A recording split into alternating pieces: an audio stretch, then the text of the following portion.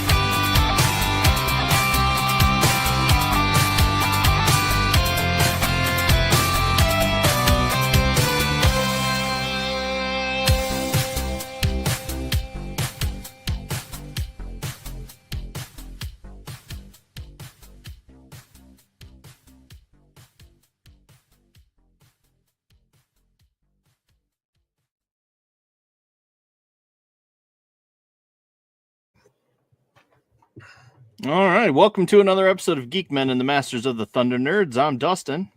Derry. You're muted, Pumara. No. Try again. I'm Pumara. And this is ADHD Theater. We are going to get into the show and talk about Aladdin and Ron's Gone Wrong. And let's see, we got Road Pig John. How's it going? Hello. And we have children in the background. Are they going to participate or no? No. Mom's in the chat. Hey, y'all. What up, Mom? And yeah. So, have you watched anything recently? Well, we realized that we had never watched more than the first episode of the second season of Shrinking. Oh, so okay. we started at episode 2 this week, and that show's so funny. I lose my mind. Whoa, Shrinking. Okay, yes, Shrinking. Harrison Ford is one of the funniest people in that show. Yeah, I've heard that he's really funny in that show. Like, he's super deadpan, and he loves to insult his coworkers, and it's just, he's such a smart ass. And then, like, you've got him who's like real gruff, paired up with Jason Segel, who's like super sensitive. And Let's so, talk like, about our feelings. Yeah, they're totally opposite in it. Oh yeah, it's so good. But yeah, we're watching that right now, and I started a show on Prime called, I think it's just called Happy. Huh? And it's about the Happy Face Killer. It's actually based on a true story, but Dennis Quaid plays the actual dad that's in prison. That's the serial killer, dude. Okay. I saw that show. It's an interesting show. Yeah, I was wanting to watch it. He plays the dude so well. Like, I went back and watched a video of the actual guy, and then watched Dennis Quaid play him, and it's really like creepy how good he does at it. Awesome. Yeah. So I like Dennis Quaid. Yeah. Basically, his daughter is trying to solve. He killed 8 women that he confessed to, and now he's claiming he killed a 9th, and they're trying to solve to make sure that he did do it, because there's another guy on death row for the murder. So they're trying to get him released, but his daughter gets drawn into it. Like, nobody knows that she's his daughter, but he calls from prison into this television show that she works for. That's like Dr. Phil, Okay. and tells him, like, he's super like creepy towards his children, especially his daughter, and not like, you know, sexually creepy, but Yeah. just he thinks because he's a murderer that shouldn't mean that they don't love him the same and all this. And so he's getting cell phones in prison and calls this show and tells them that he'll admit to it if his daughter like comes and sees him or whatever. And so then the host of the show gets with her and is like, why is this dude calling me? So then she has to spill the beans, which has been a big secret. Oh boy. That's her dad, and then she starts working with them to try to solve it. It's a pretty interesting show. It's not the greatest show I've ever seen. The main actress kind of annoys me a little bit. She was famous for something. What was it? It's not Haley Quaco or whatever her name is. It's another girl. I don't really know her. Siegfried or no, Amanda? No. I don't like. I didn't know this lady, so I mean, she looks similar to some other people, but just kind of the way she talks in the show grates on my nerves a little bit. But Dennis Quaid's so good, and that might be by design too. But yeah, it's crazy. Yeah, for sure. We finished watching Daredevil, the Born Again. I think I'm going to dive into it. Yeah. It's okay. I mean, people say that it's the best TV series that they've put out, but I don't know. Oh, that Disney's done? Yeah.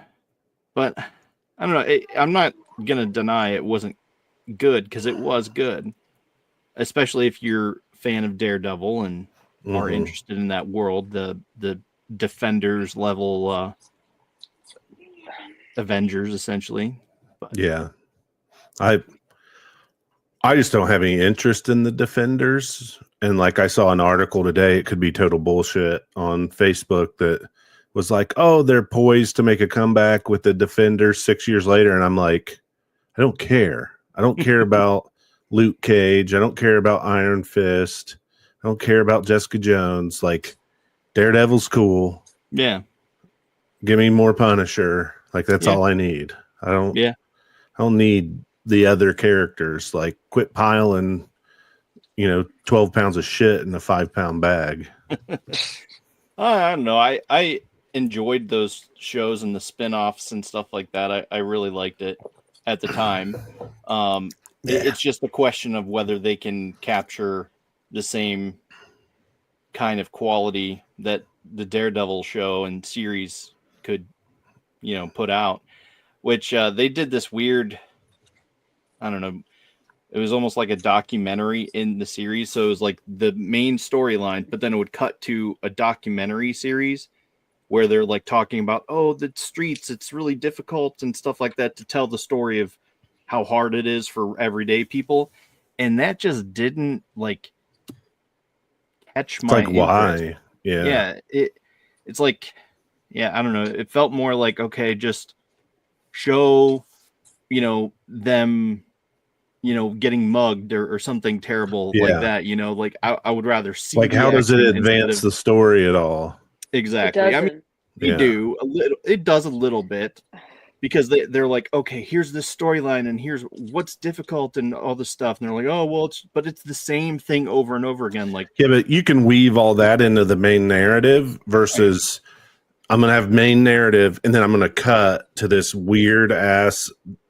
Yeah. Like, I'm going to watch it because now I'm really interested. I want to see what that is. Yeah. I mean, it's like you're into the show, and then all of a sudden, boom, we're going to take this little break to watch this stupid, documentary thing. Like, weave all that shit just into the main storyline. Yeah. So just come back and watch it and tell me if you think I'm off par on that, because it's I need some more feedback. Like, Well, is it okay? you're a lot or- more forgiving than I am, so I can probably already tell you how I'm going to feel about it. But Hey, Pops. it'll be you times 10. Yeah, I mean, it's okay. I mean, I don't know, but I digress. So let's see. We watched that, and that we watched the 9th episode, which is the end of season 1 of Born Again, just dropped this past Tuesday. So we watched that and our usual shows, which are like, Rookie, Will Trent. Rookie, Will Trent, and Did you say you haven't checked out Mobland yet, have you? no, not yet. I want to. So, what is it? 3 episodes are out now, I think. That sounds right. Yeah, it's gotten better. Okay. Like, I didn't feel the way people felt about the first episode. They were like, "Oh, it was kind of a slower burn, just too much setting up of the story, and like it's just a mystery about what, like, this one event, like what happened, and you eventually find out over the course of, maybe it's at the end of the 2nd episode it gets revealed, or maybe it was sometime in the 3rd, but like it had me hooked. And like Tom Hardy is basically so Pierce Brosnan is like the head of a mob family, and then he has his kids. Well, his one son was in like a juvie with Tom Hardy's character. So Tom Hardy becomes like the fixer for the family. Like he takes care of everything. And the first episode starts off crazy with Tom Hardy in this room, and he's negotiating with other gangs. And then he goes out of the room, talks to Pierce Brosnan, and comes back in, and it gets fucking nuts right out of the gate. And it's gotten better, I think, every episode so far. So like, I think a new episode dropped today, and I was like chomping at the bit to watch it all day, but we couldn't. We'll probably watch it tomorrow morning or something. But yeah, it's damn good. Like I like it so far a lot. Well, that's good to hear. I mean, promising. Have you finished watching 19 whatever? 23. Yeah. Just do it. I asked my wife the other day if she wanted to watch an episode of it, and she was like, "How about we watch Shrinking, since we never finished it?" Because she's so mad about the way the season's been going. So I don't blame her. Yeah, the only reason I'm curious is to see. I want to hear what your thoughts. Like, did you think that it wrapped up as well as other seasons have, or is it just garbage?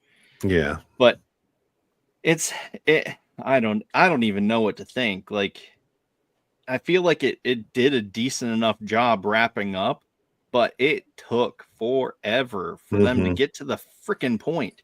Yeah, and which is just like kind of pisses me off. Like, he should have got there. He should have got there 2 episodes into the season, and then had all that time to develop that story. But I mean, it's like, it is kind of like badass to see him, just how fast he deals with things. Because he walks in, and it's just like walks in, walks out, and it's like, oh boy.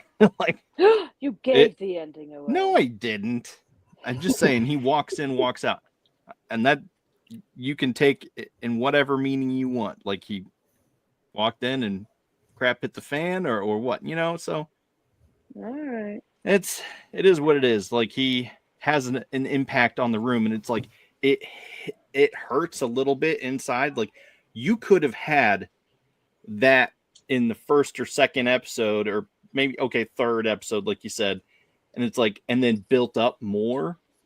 But it's like the way they just sort of truncated that storyline, it just fell flat, because they focus so much on the difficulty for the wife crossing across the sea, and all of her trials and tribulations. It's like that is a good story, and it's interesting to see that, Shit could have been crappy- a montage. Yeah, but for real, like it could have been different. But I personally feel like it wrapped up in a satisfying way, because obviously there's certain things that if they actually did all the things like earlier on in the season, then it wouldn't have, I don't know, been as satisfying as like they put a nice little pin, like, okay, boom, tied a bow, and it's like, all right, well, I suppose, but is that a bow because of how you wanted the story to progress originally, or is it the bow because, all right, that's just how we have to put a period at the end of a sentence? I mean, it just felt a little odd. Well, here's something that really grinds my gears. All right, Peter Griffin. So people, all this shit's entertainment. Mm-hmm. And it doesn't exist without people who enjoy it and fans. Yeah. And there's been this whole movement over like the last 15 years of subvert the fans' expectations. Yes. Like, this is what they really want. Well, we're going to be creative and artsy and give them this instead. Exactly. And like, give me exactly what I want. Mm-hmm. And I'll continue to be your patron. Yeah. But like, I just feel like TV shows and movies and all this, like, I get it. There's tropes out there that can get a little tired. Yeah. But sometimes shit just works. And it needs to happen. It's like, don't change up the story if yet. I don't. They're like, well, that's not the story I wanted to write. Well, do you want to write your story, or do you want fans? Yeah, exactly. Like, are you making this to please yourself, or are you making this to please other people? And like, networks have lost that as well. And Hollywood studios, it's like, oh, we're going to make whatever we want. And if you guys don't like it, it's because you're stupid or you're racist or and that's whatever. Literally what Disney's doing right now. Mm-hmm. Like the whole sequel trilogy. Dude, and stuff like that. That scene, you've had to have seen the scene from Snow White where it's like panned in, or not panned, but zoomed in on Rachel Ziegler's face when the one dude's talking to her, probably the huntsman or whatever. Oh, okay. And she's just like making these weird faces and shit. Like, it's all over the internet. People like doing like funny stitches with it and stuff on TikTok, because it's god awful. Yeah, I saw a dub of it where it's like they like changed her face and her mouth to say what they wanted her to say, or so it's like it was something outrageous, but it was definitely not the same. Oh my god. I was watching that thing and I'm like, what the hell? Like, they did everything perfect to torpedo that movie. Mm-hmm. Like, the star wouldn't shut her mouth. The studio won't shut up about it. Yeah. Like, let's just attack longtime Disney fans over and over and over. Like, yeah.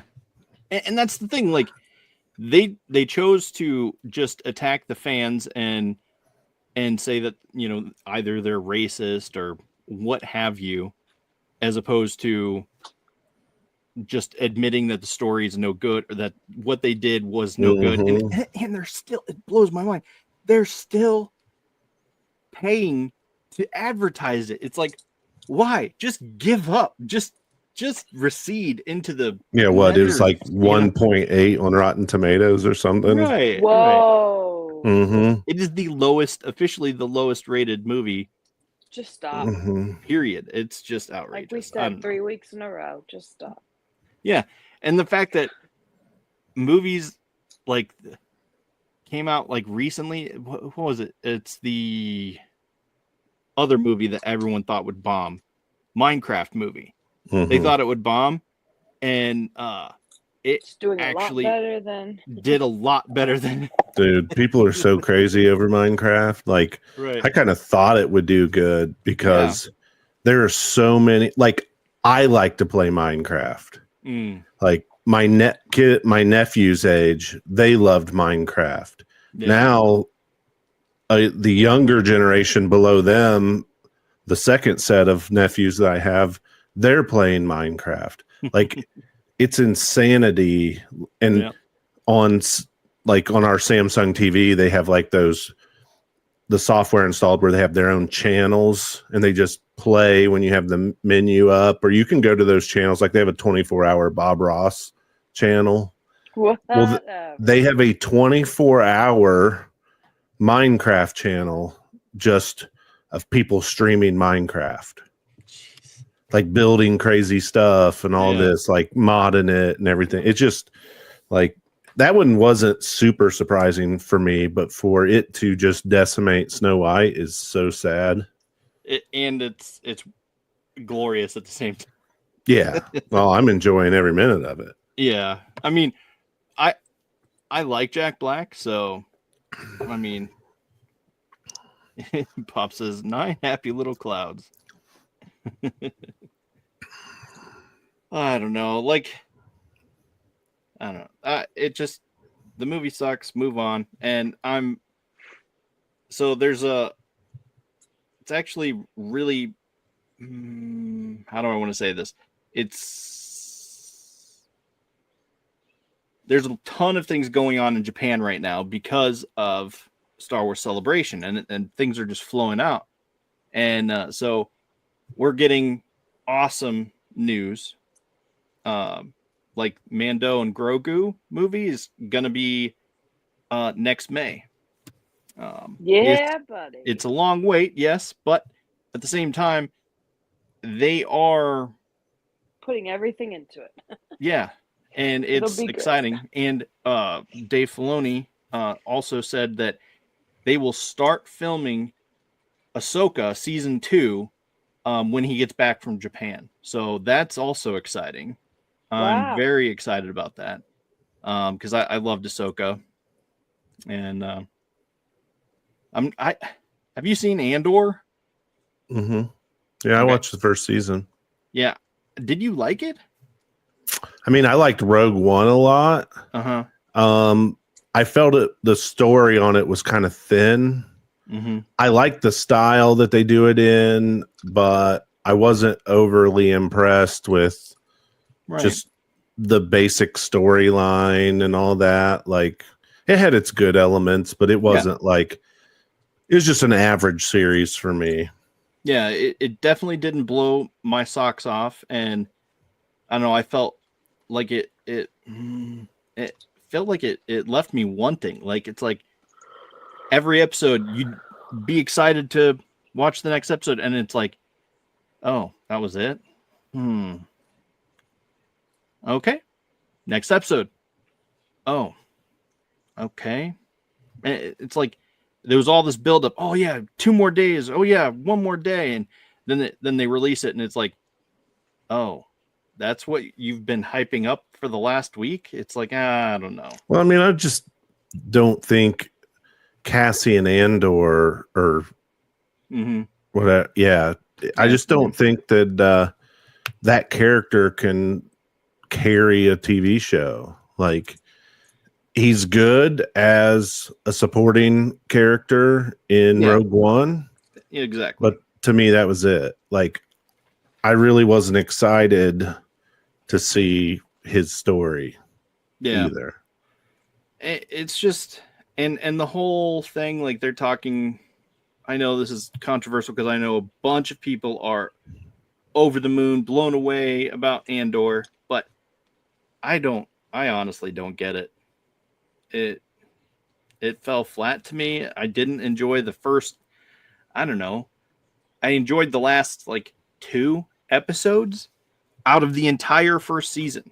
It's like, I don't know. That just blows my mind that every week you keep coming back and you're just left disappointed. I don't know.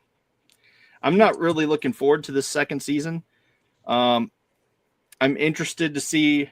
I saw a meme saying, they really want to see Thrawn and Mads Mikkelsen in the same scene, like in over teleconference, whatever you want to call it. Over, it's like,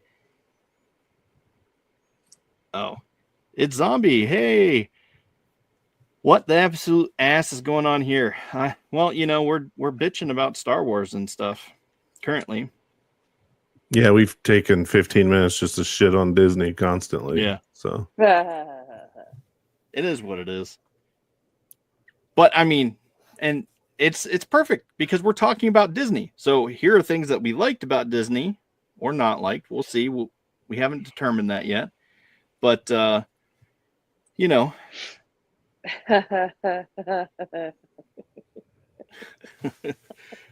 I don't know. I was disappointed with that season and not really looking forward to the second season.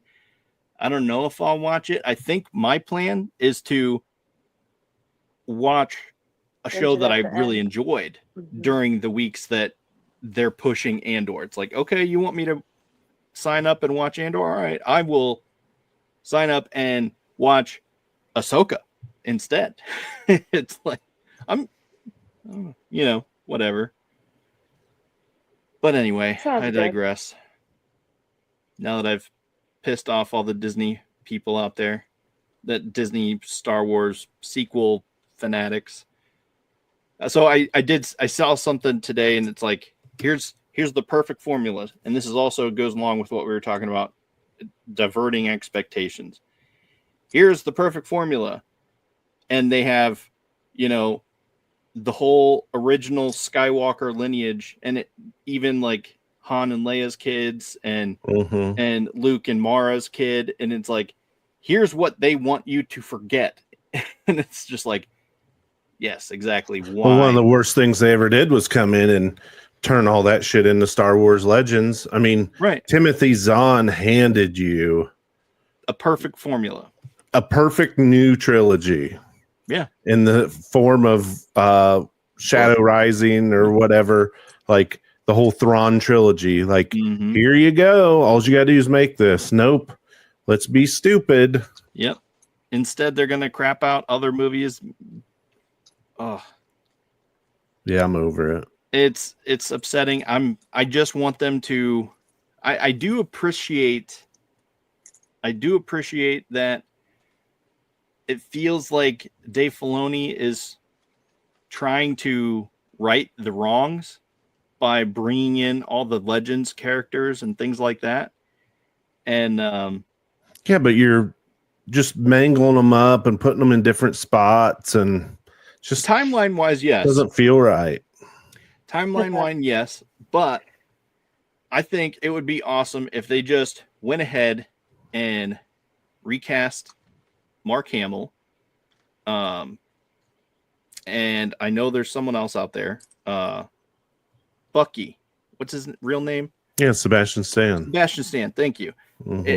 So Bucky looks almost exactly like young Mark Hamill. It's like, just put him in there and let him do his Jedi stuff. He can be the leading man. It's like, I think that would work.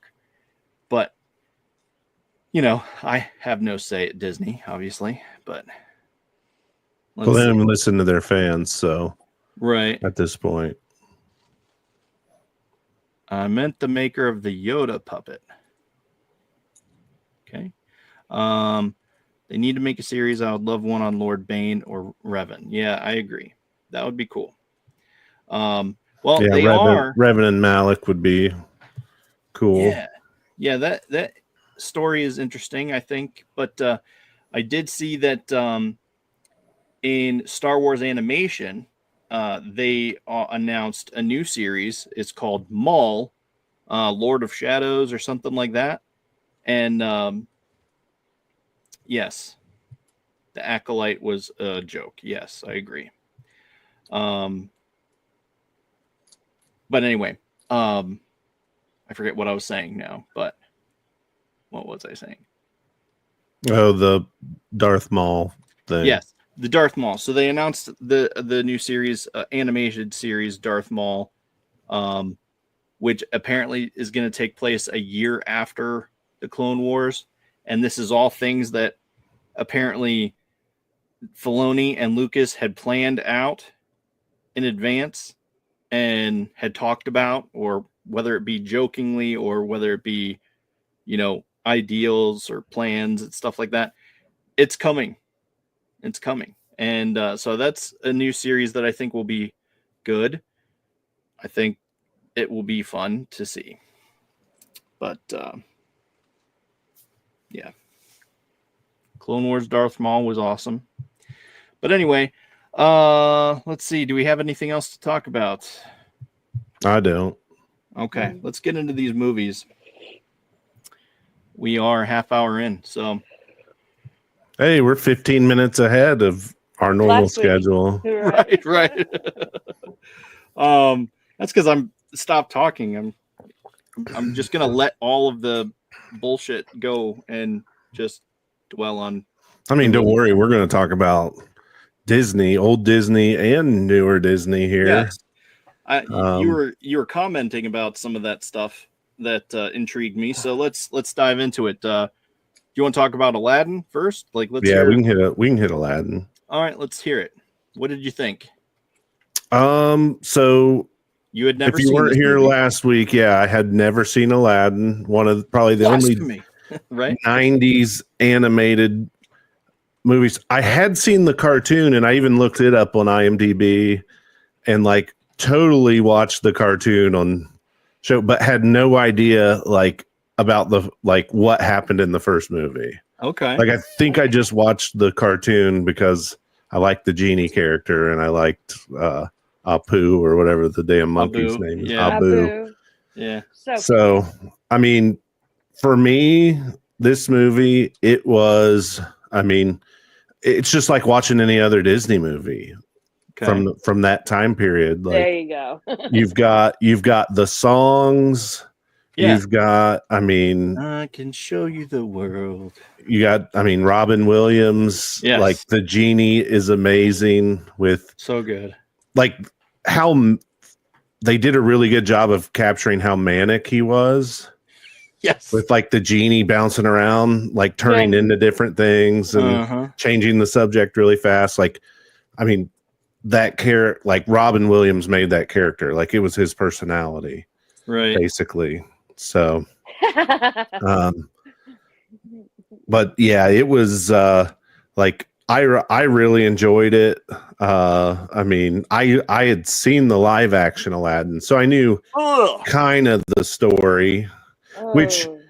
for me, I had nothing to compare it to. So I actually was Yeah. engaged and enjoyed the Will live Smith? action. I'm not a big Will Smith fan anyway. Right. So I wasn't a big fan necessarily of him, but I thought they did a really good job in that movie with staying true to kind of the musical theme Okay. and all of that. What but was yeah. your favorite song out of them all? Never Had a Friend Like Me. Yeah. Okay. It's so Yeah. catchy. Yeah. I was walking around the house this morning doing that. My wife's like, "What are you doing?" It's it's from Aladdin.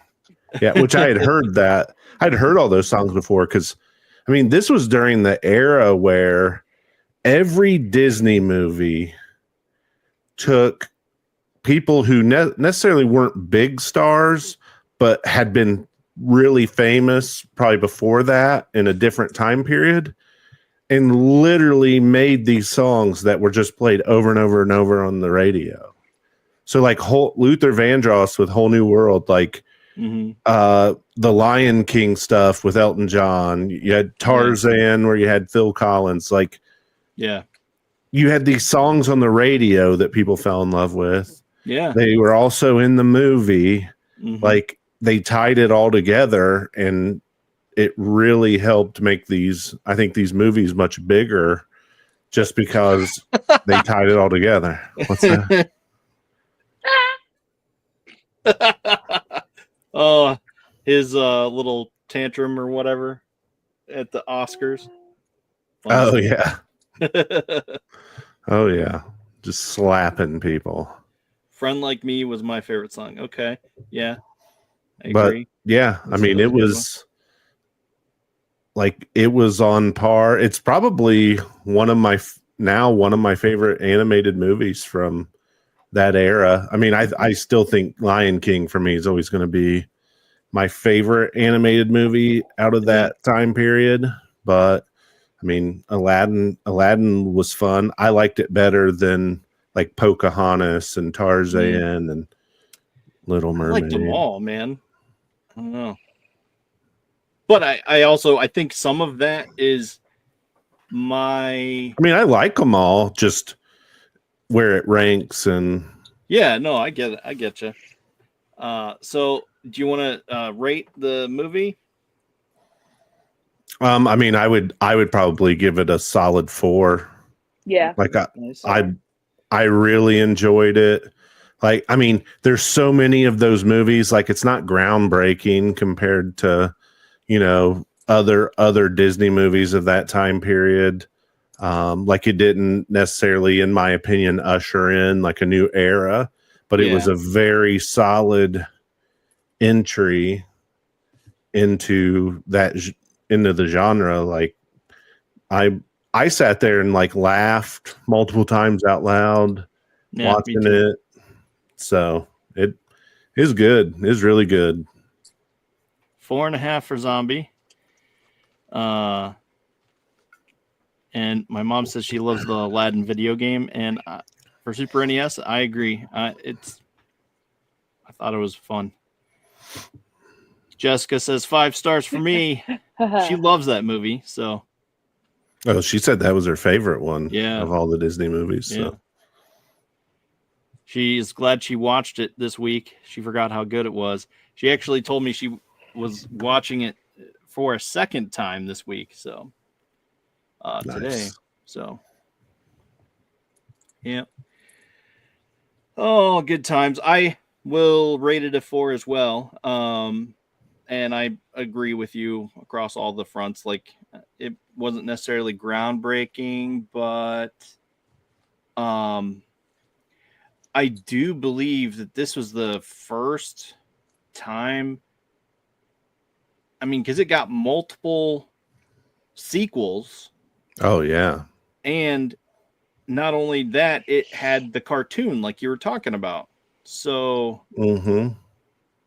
see ya. Nice of Zombie to check in. But yeah. How's it going?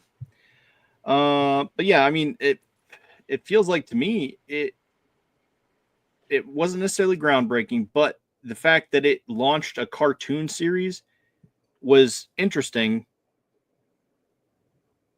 because the cartoon series ran a long time, I want to say. I had it up too. I can't remember what years it said it ran. I mean, because the Lion King did have, well, they didn't really have a sequel, but they did have a cartoon series, but it seemed to come later, like on Disney Channel or something exclusively. Let's see here. How many episodes was this? Because it was 94 to 95. So tell me how many episodes. 3 seasons, started in 1994. Oh, so yeah, I mean, that's pretty good size for. Yeah.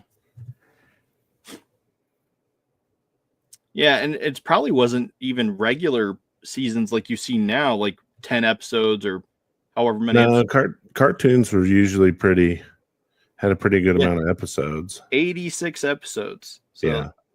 That's impressive. So they almost 30 a season almost. Yeah. So that's impressive in my book. Yeah. But yep. That's what I mean. So you were saying there was we were comparing how they grossed. Yeah. How about you talk about that? Aladdin grossed, so it was a $28 million budget. Mm-hmm. It grossed worldwide $500 million, basically. Jeez.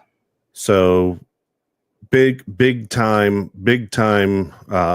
success, you would say. Mm-hmm. To put it in perspective, so The Lion King, and 2 years later in 94, it was almost double the budget. I think it was almost $50 million budget. And it ended up doing worldwide just shy of $1 billion. Jeez. So it almost doubled Aladdin. And this is in 94. So yeah, whatever that multiplier is to scale it up to today. Right. Like we were comparing it to Moana 2, which was probably the most recent animated film. Yeah. It's done $1 billion worldwide. What? But Lion King did that in 1994. Yeah. That's crazy. So, I mean, I just feel like one of the things that Disney movies miss out on now, like that, at least the animated movies, is the whole more musical piece of it. Yeah. Like get kids singing along, get like little, I guess now it would be whatever the hell, little Earworms. digital songs that they can take everywhere with them and sing on their field trips and shit. Like we used to just have to remember it. Now they got their own little cell phone and they can sit there and sing it all together. Yeah.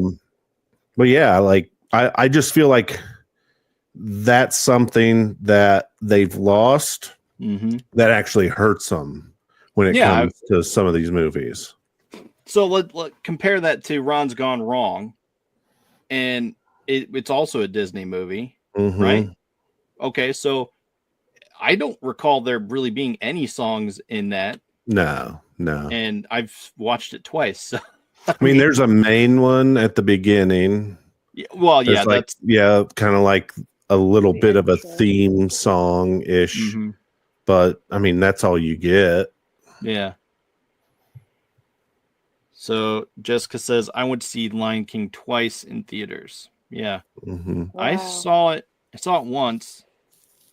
I didn't go to theater at all. But I also saw, I want to say I saw Aladdin. No, I saw Aladdin at home. So I believe, I don't know. We had our dear friend, her name was Lorraine, and she always took us to the latest Disney movies and stuff like that. So I saw like Hercules and Tarzan and Lion King and all that stuff. So yeah, those were fond memories I treasure. So yeah, see, I didn't even see Lion King. Like we didn't go to Disney movies in the theater. Like I remember going and seeing probably close to 1994 In the Line of Fire with Clint Eastwood in theater. Like that's the kind of stuff we went to see with my mom and dad. Because my dad wasn't going and sitting through a Disney movie. Like my dad didn't either. Hell no, we're going to see Predator 2 and stuff like that. So I didn't see this movie probably until 1999. My girlfriend and I in 9th grade went and babysat for like kids that lived around her house that were family friends. And I watched, I think, Lion King for the first time in 99. Wow. So 5 years after it had come out. Yeah. That's wild. Well, I mean, so while I am envious that you got to see those movies, I also wouldn't necessarily trade the memories that I have of, seeing movies like Hercules and Pocahontas and stuff like that in theaters with our friends Lorraine and stuff like that. So, I mean, I wouldn't trade those, but I looking back at how awesome those movies are, thinking like, oh man, that you got to see those. I get it. I mean, I remember being, I don't know what year did Jurassic Park come out? I forget. 93 or 3-ish. Yeah. So let's see here. My good friend Matt Scott saw it with his parents in theaters, and 1993. Yeah, exactly. And he came to school talking about, oh man, and there was this one part where this dude just ate the dude when he's on the crapper. It was so funny and so great, and it's just like, I'm just like, oh wow, I can't believe you saw Jurassic Park. I can't believe you were allowed to see Jurassic Park. My brothers went and saw it, and at the same time, my mom took me to see Rookie of the Year because they were in theaters at the same time. Rookie of the Year was good. Because she wouldn't let me go see Jurassic Park with them. Right. But she had to buy their tickets. Yeah. So they could go. And then took you to see Rookie of the Year, which wasn't a bad movie. Oh, I loved it when I was a kid. Yeah. That and Angels in the Outfield. Yes. I just watched both of those movies recently with my girls. Maybe not Rookie of the Year. I don't know. But I know Angels in the Outfield because it was on, and I thought, oh, okay, it's on. And then, of course, I was surprised, thinking like, oh, this is a nice, safe movie. It's on Disney. And it's just like, whoa, they just swore. It's just like, oops, I can't believe I let them watch that. Oh, wow. But, yeah. I mean, they've heard worse, especially because they've seen all the Star Wars movies. And unfortunately, like the Star Wars movies have gone to the shitter, so have their minds, I guess. I don't know. But anyway, Ron's gone wrong. Changing stations. Here we go. All aboard. What? So, I mean, just the basic gist of the movie for you guys out there, because I know this is one that was not popular. No. A lot of people either had never seen it or never heard of it. But so basically, these people live in a world that everything is connected technology wise. So basically, you have this profile through this company bubble, and all your devices, your social media accounts, everything are connected.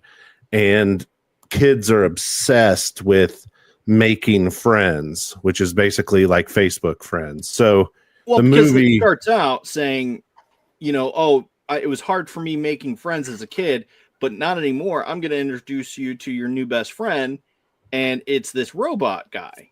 Yeah. So the next evolution in the company strategy is they're making these B-bots, which are these little like pill-shaped robots that plug in, download all of their information from the web, everything that they like, all the people that they're connected with, and its main function is not really to be friends with the kid, but it's to get people to be their friends basically online. Yeah. So it's like those people who have like thousands of Facebook friends. Yeah. Shit. I mean, this movie is really a satire on Apple and social media. And, you know, I think it's an intelligent, like, take on modern society, which will go right over a kid's head. Yeah. But for like parents and stuff,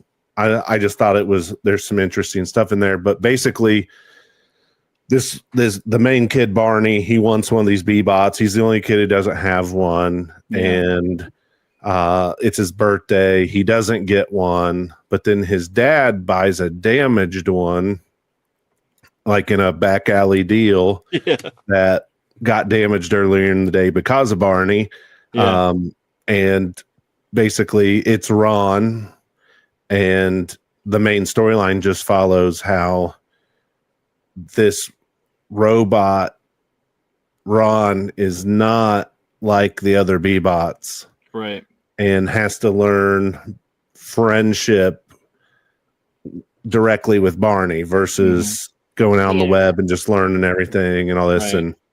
And it basically, by the end of the movie, they change how the entire company works based off their model of friendship. So and that's just a brief, high level overview. Yeah.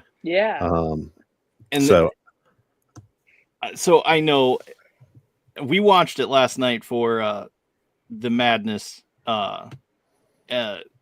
movie night, and so Pop says, he's already ringing in. Says a 0.0 for me on concept alone. Because it was funny for me because I'm sitting there laughing at this movie because, like you said, there's a lot. It's very much making fun of modern day products and things like that. Like it's basically these robots are trying to get them to buy things and covet things, and it's just funny because that is pretty much how everything works nowadays. Right? You know, like Roblox and stuff like that. Like everyone is. Oh, it's all about Here's buy the microtransactions. skins and exactly. Yeah. So it was funny in that aspect, but also scary in the sense of they can monitor you. They can just you can see in the movie, like he's just like, you know what, we have we need to have cameras in the forest. Then they're like, we're gonna send cameras into the forest, and it's these little B-bots who they have spy on Ron and Barney, and it's just like that concept is kind of scary, you know? Like, yeah, I mean, but at the same time, that is what we carry around.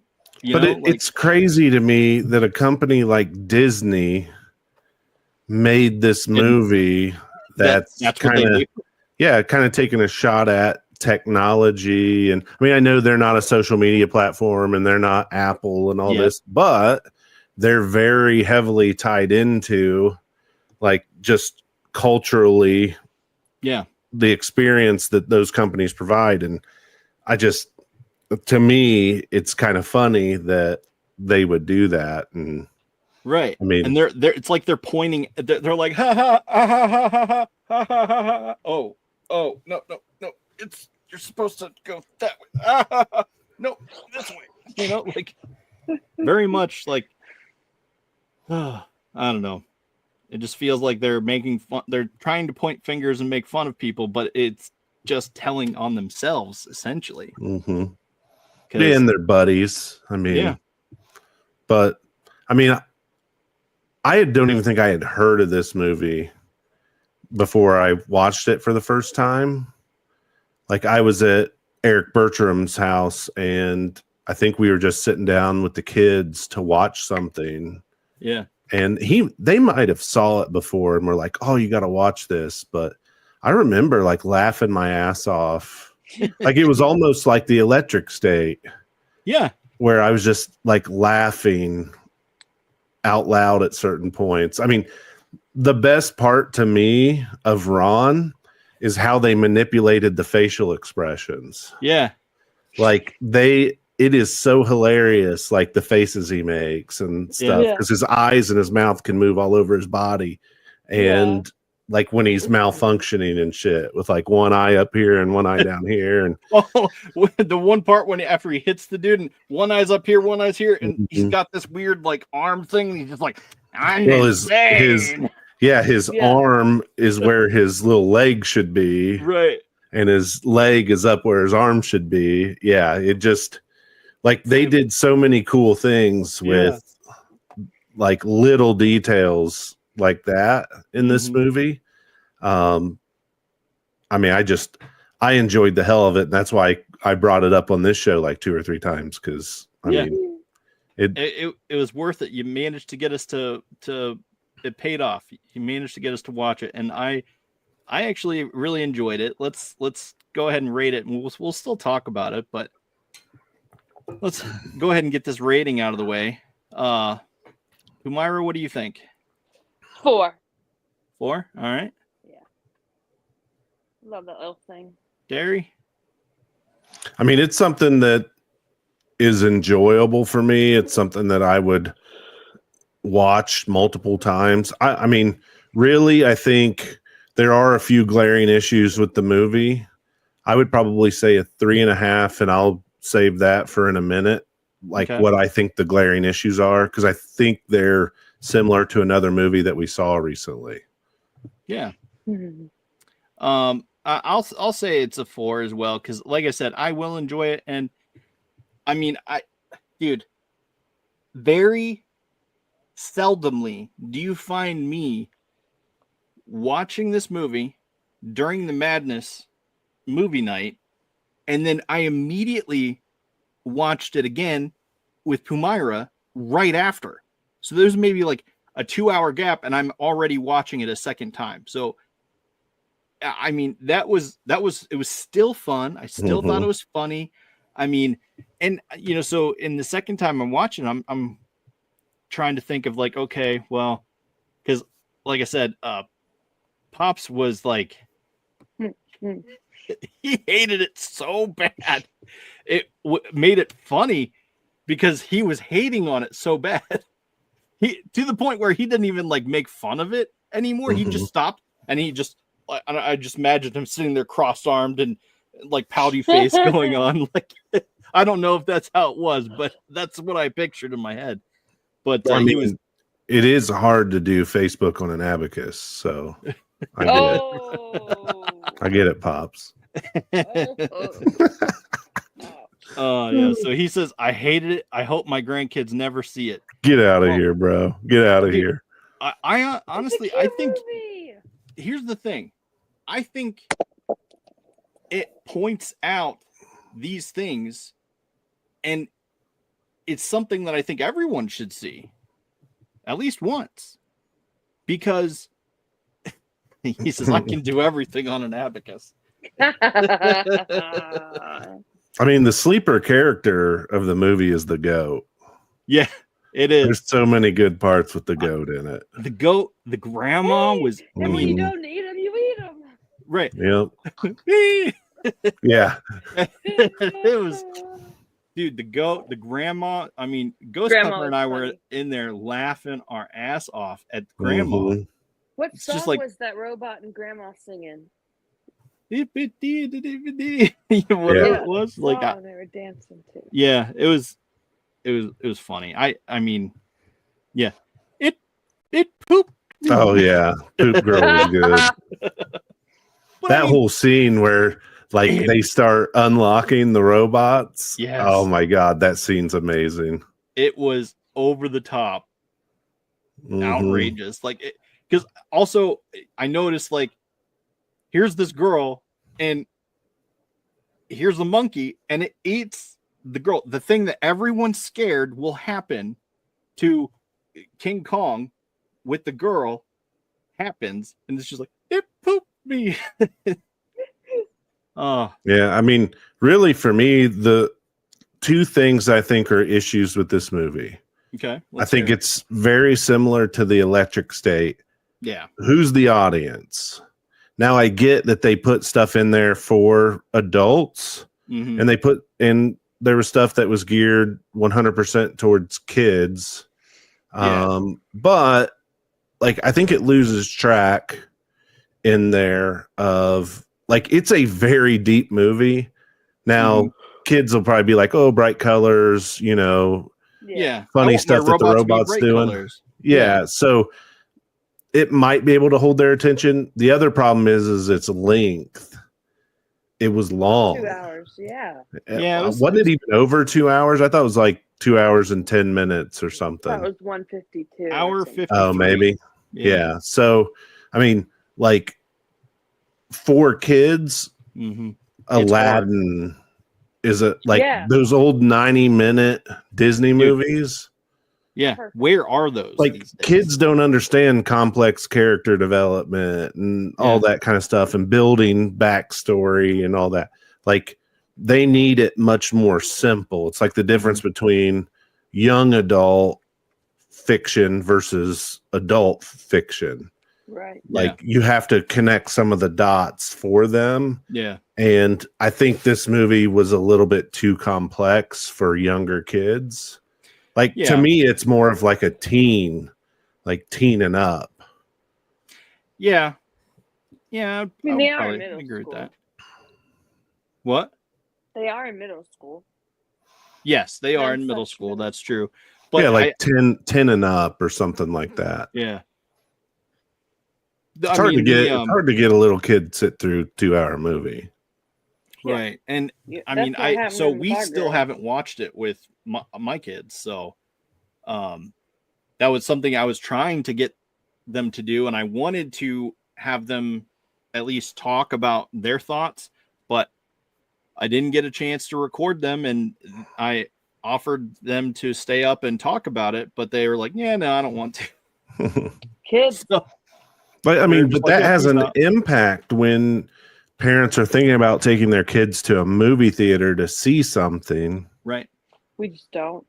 Yeah, like how am I going to keep my kids in their seat, not Right. losing their mind for 2 straight hours? Mm-hmm. Like Let alone the that's bathroom breaks. yeah. So, and I'm like the most anti going to the restroom during a movie person. Yeah. Like I will not. I will suffer until my bladder explodes before I get up and go to a bathroom in the middle Right. of the movie. Yeah, exactly. I better have to like go take the biggest shit ever. That's Oh. probably the only thing that would get me up. That's like popcorn, you feel yeah. it bubbling up in your guts, and you're like, Yeah. "Oh God, it's gonna No. come out." I mean, I can piss in my drink cup, but I mean, you can't take a shit in a popcorn bucket in the middle of the theater. Someone's gonna know. A little bit. But I Like- mean, I do did you think wait for an I want to get back to this. I explosive do part and think then that it does have a good message. Like with all of the stuff that's going on, it's instilling the fact like there's a difference between a algorithm telling you Mhm. how to make friends and versus just having Being one. friends Mhm. and just exactly just being a friend. And I feel like that is a good lesson that I feel like everyone should learn, because I feel like there's a lot of people that don't Mhm. know how to be a friend to anyone anymore. It's Well, hard it's just for all digital. It's yeah, just exactly. It's hard for me to even be like, oh wait, yeah, no, I should probably do this or I should probably do that in this situation, and instead it's just like, I don't know, it gets lost.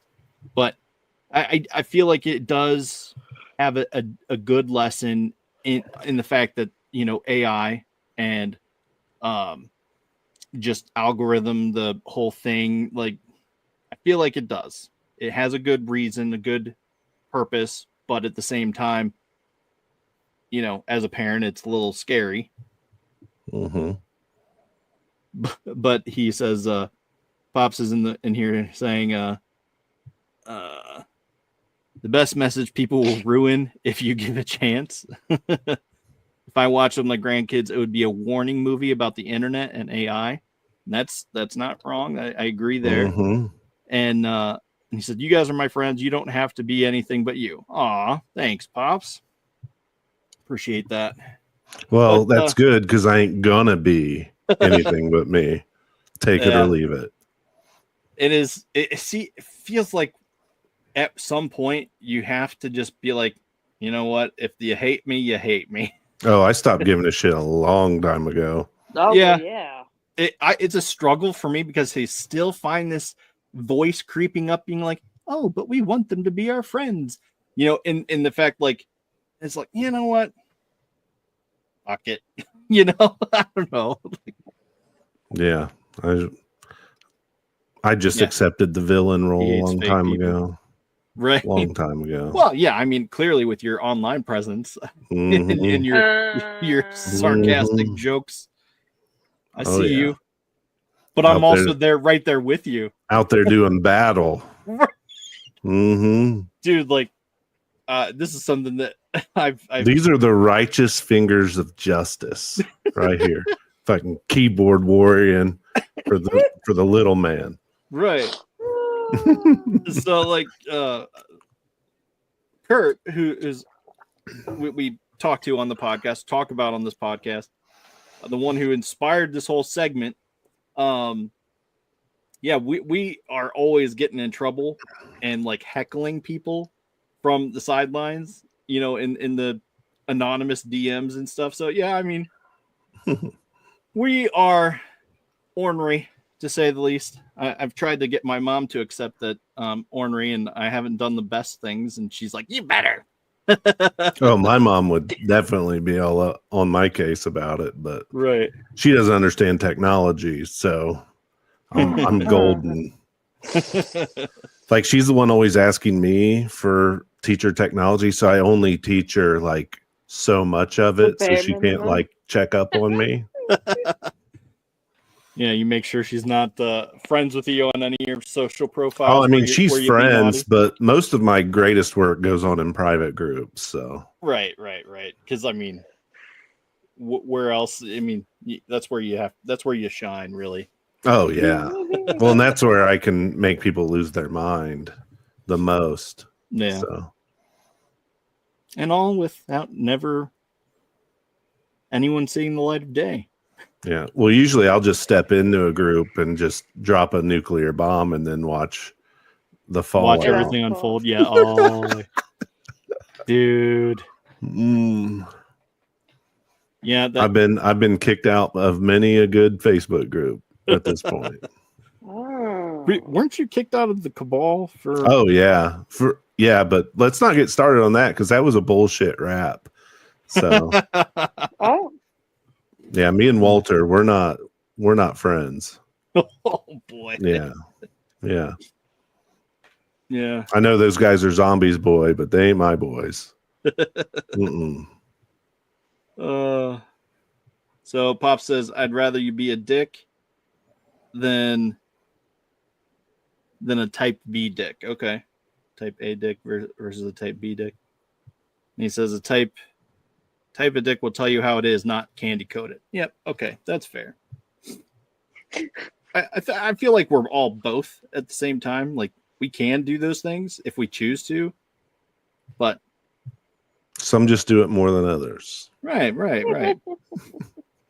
All right, so let's pick some movies for next week. What are you thinking? Anyone have any thoughts, feelings about that?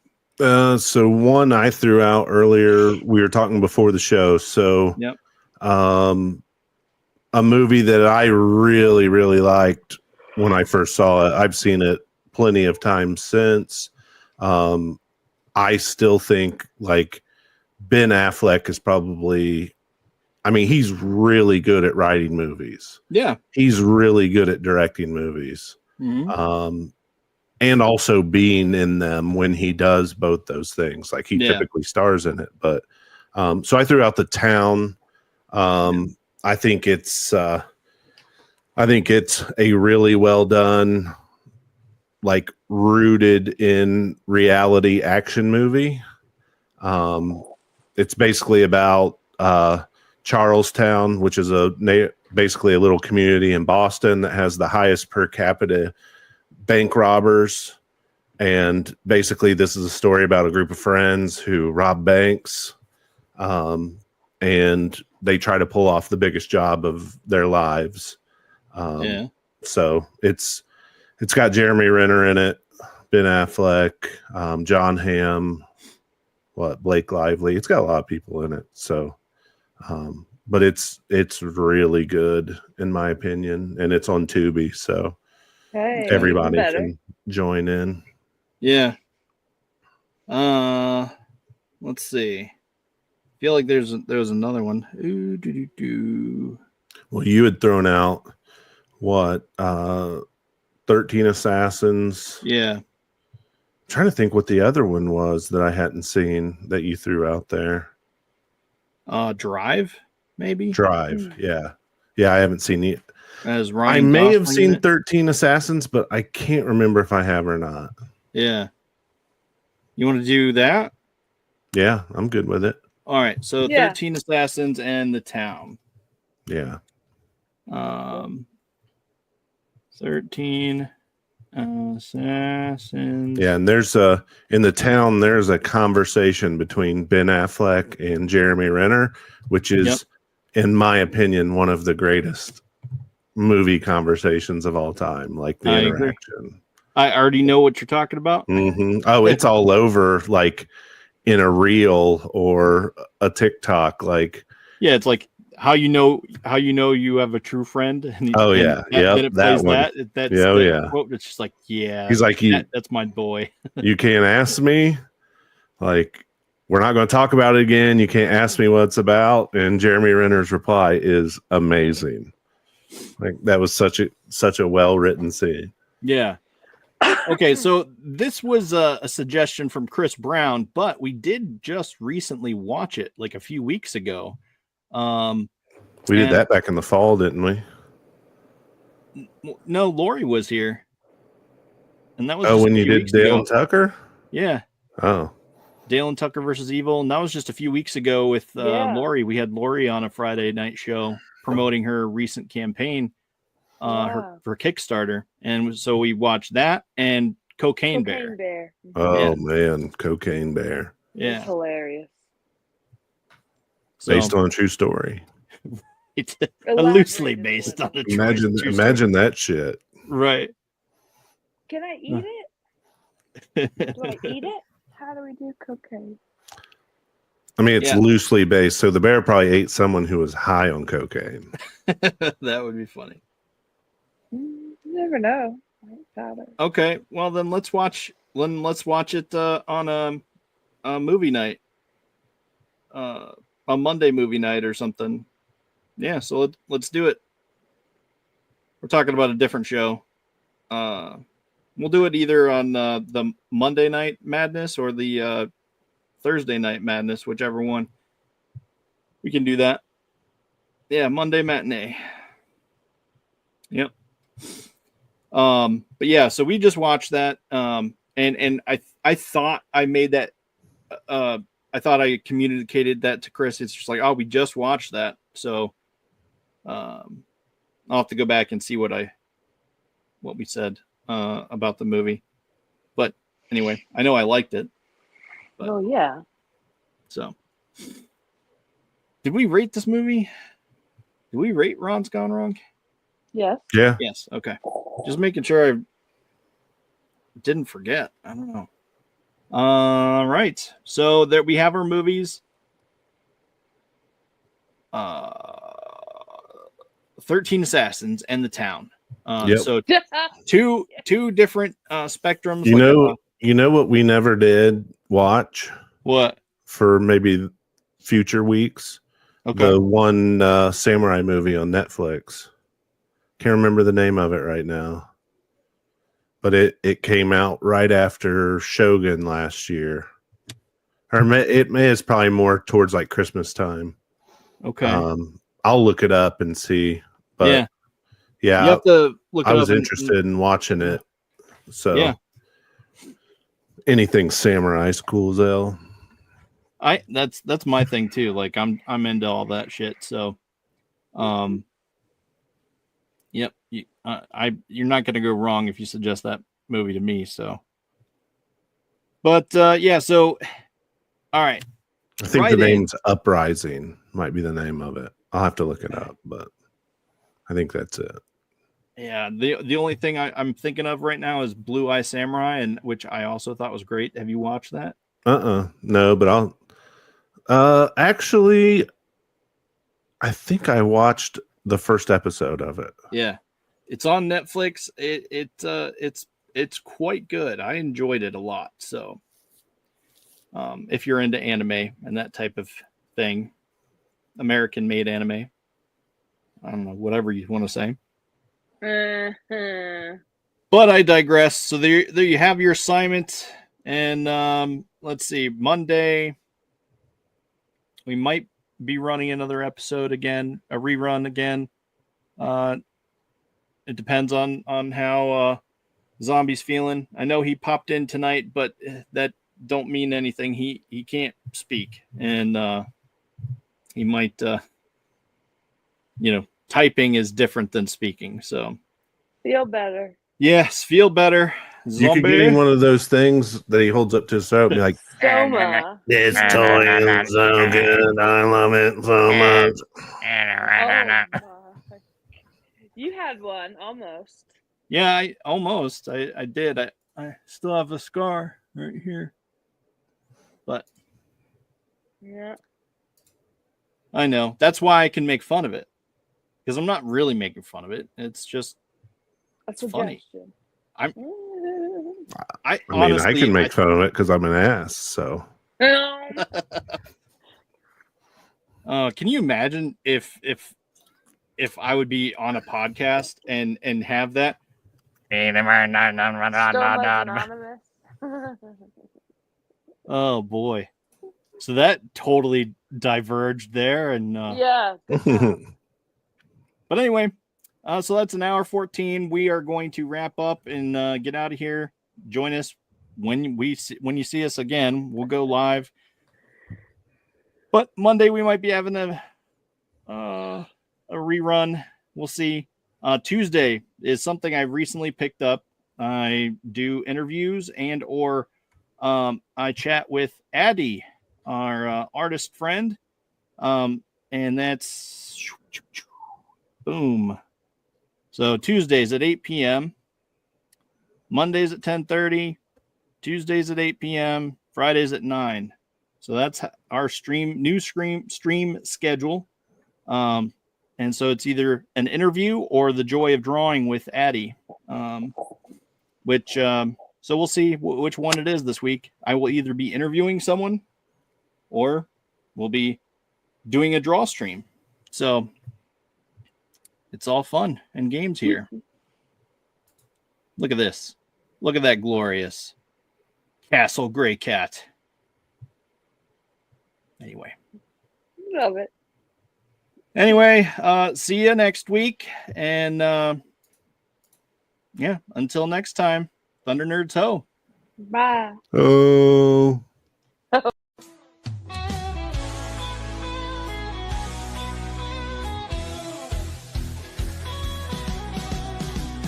on the tube and feel the vibe. Every show you crave right here live. Heroes and villains clash in the night. Madness Comic Network sets it right. Scroll through the list, find what you need. Epic battles and fast-paced speed. From capes to cosmic space delight. Tune in and watch your favorites ignite. On Facebook, share the thrill so grand. On X, the buzz across the land. Madness Comic Network all around. In every episode, joy is found.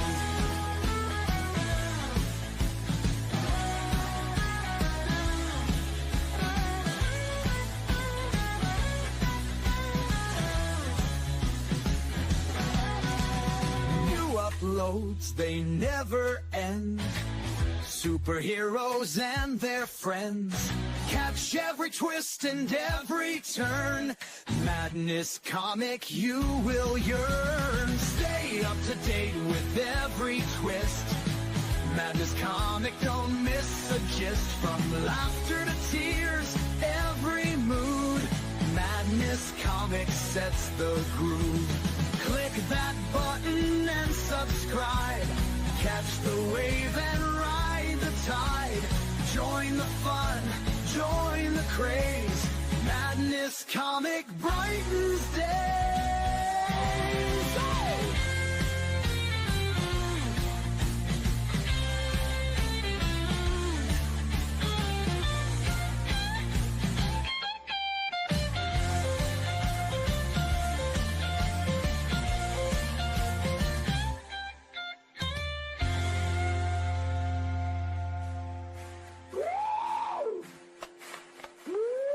New uploads, they never end. Superheroes and their friends. Catch every twist and every turn.